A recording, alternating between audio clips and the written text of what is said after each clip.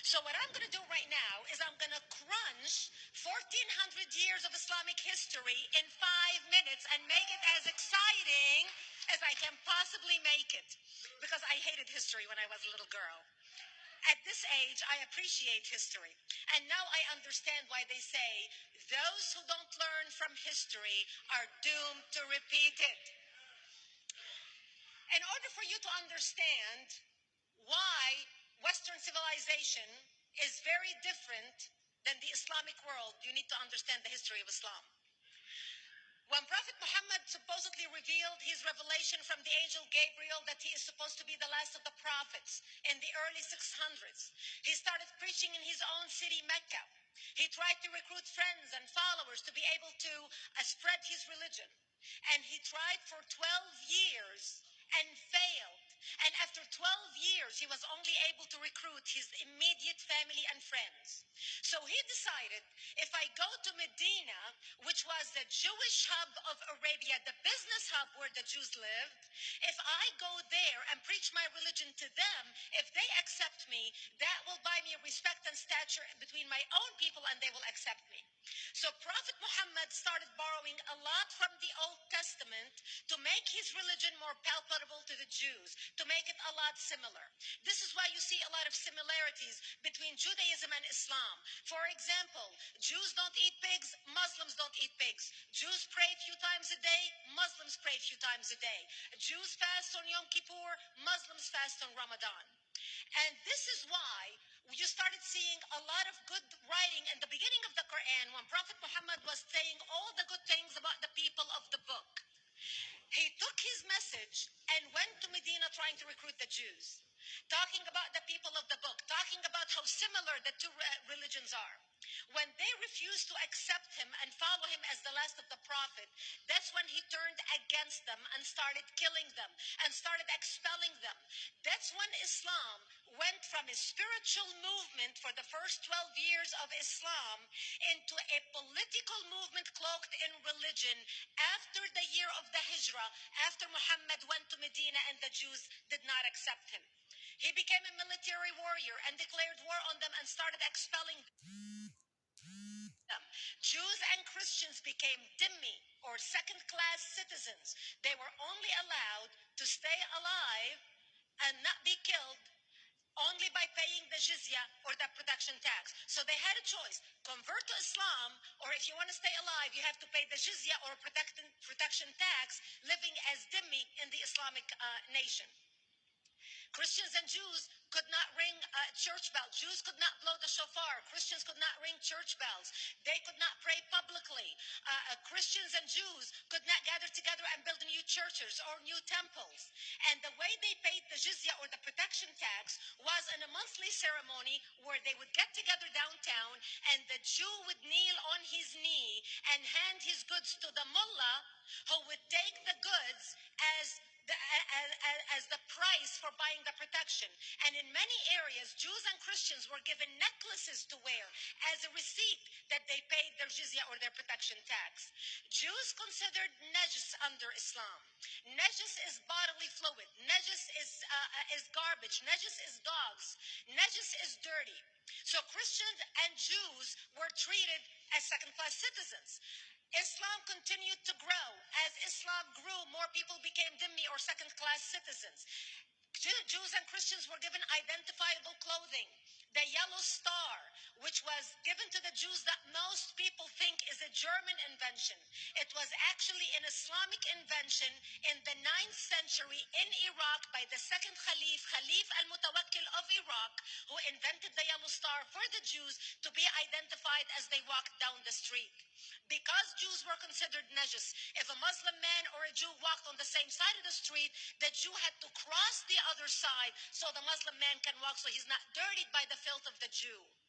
Christians were given the zunar, the belt, which most of you men are wearing right now.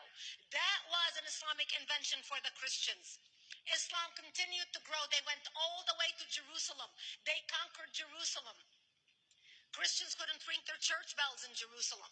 The Pope in Rome in 1090 told the Christians, how could you sit idly by and allow your brethren to be suffer like this in the Holy Land? You need to go liberate the Christians. You need to go help the Christians. That's why the Crusaders were launched. The Crusaders were not launched because they just felt like waking up in the morning and going and converting a bunch of Muslims or beheading them.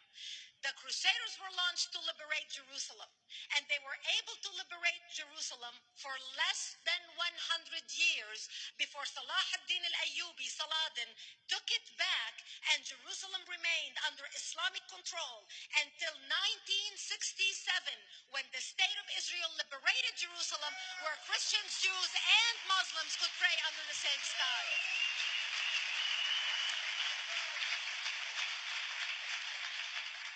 The Crusaders continued fighting Islam, and for 300 years they tried and failed. And by the 1300s, the Crusaders disappeared because they could not win against Islam. Islam continued to expand. They went all the way to Central Europe. They went all the way to China. They went to India. They conquered Spain. They changed the name of Spain from Spain to Andalusia. And they started, as they advanced, as they conquered more nations, more people paid the jizya, or the protection tax. And this is how the Islamic Empire grew.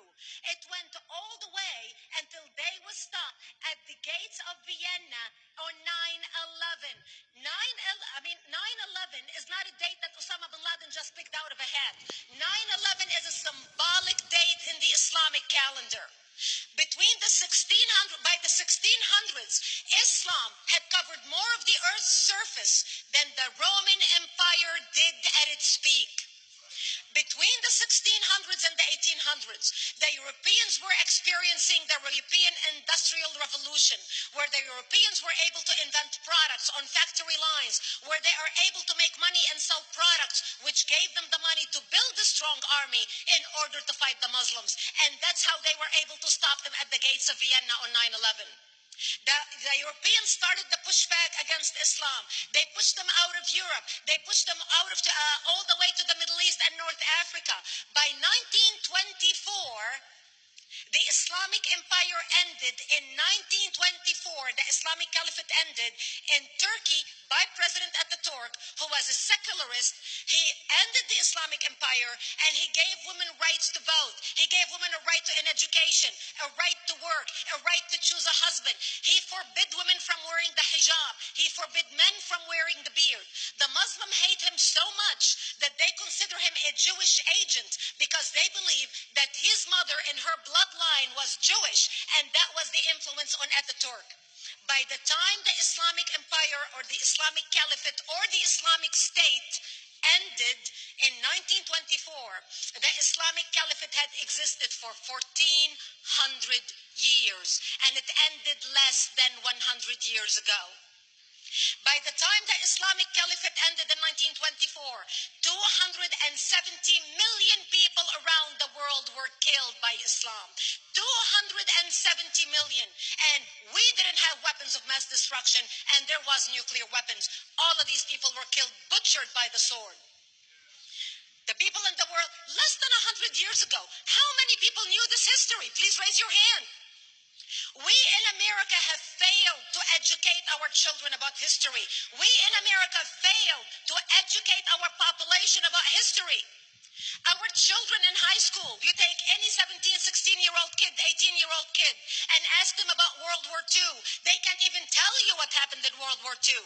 For them, it's ancient history, and we still have our World War II veteran walking among us. That's how little we know of history. Islam ended in 1924, the Caliphate. People thought the Caliphate will never be resurrected. The Caliphate will never come back. But two things happened in the Middle East in the last century that made the Islamists be able to resurrect the Caliphate. Number one is the discovery of oil in Saudi Arabia, which we were able to discover and were stupid enough to allow them to nationalize it. And the number two that happened was Ayatollah Khomeini coming to power in 1979. That gave the Islamists the money and also the spiritual covering in order to explode on the world stage. And people say, oh, well, the Wahhabis exported their Wahhabi radical religion. The Wahhabis are the name of Wahhab. They're not a different sect of Islam. They follow the authentic preaching of Prophet Muhammad, the way Prophet Muhammad lived and practiced his religion. This is why neither you or me or any infidel can step a foot in Mecca, because as far as they're concerned, we are filth. And as infidels, we're not allowed to step a foot, not President Obama and not anybody else. As a matter of fact, Al Qaeda used to use Saudi Arabia and its success as an excuse to recruit members, as the example to show them how Allah has blessed Saudi Arabia because of the way they adhere to the tenets of Islam. And today we talk about ISIS. ISIS is not a new invention. ISIS resurrected the caliphate that ended less than 100 years ago. Except we are too ignorant and too uninformed to understand what ISIS is doing and why ISIS is succeeding.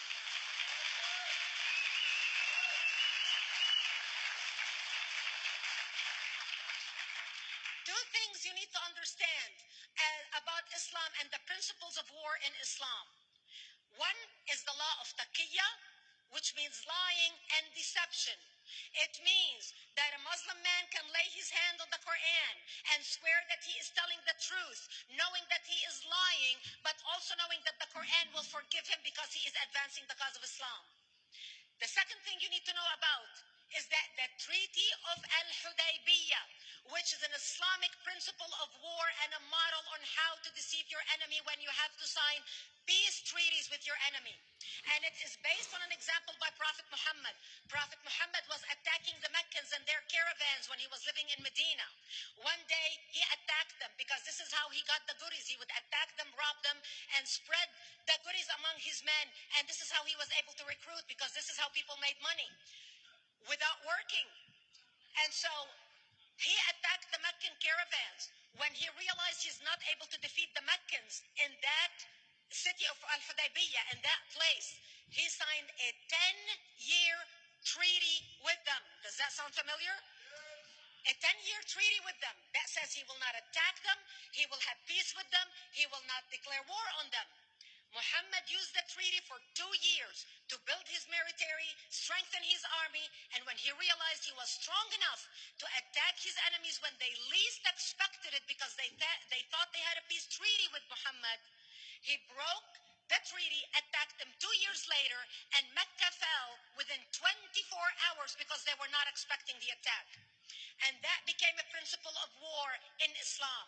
And to give you an example of how that is practiced, this is why anything signed with Iran means nothing to them.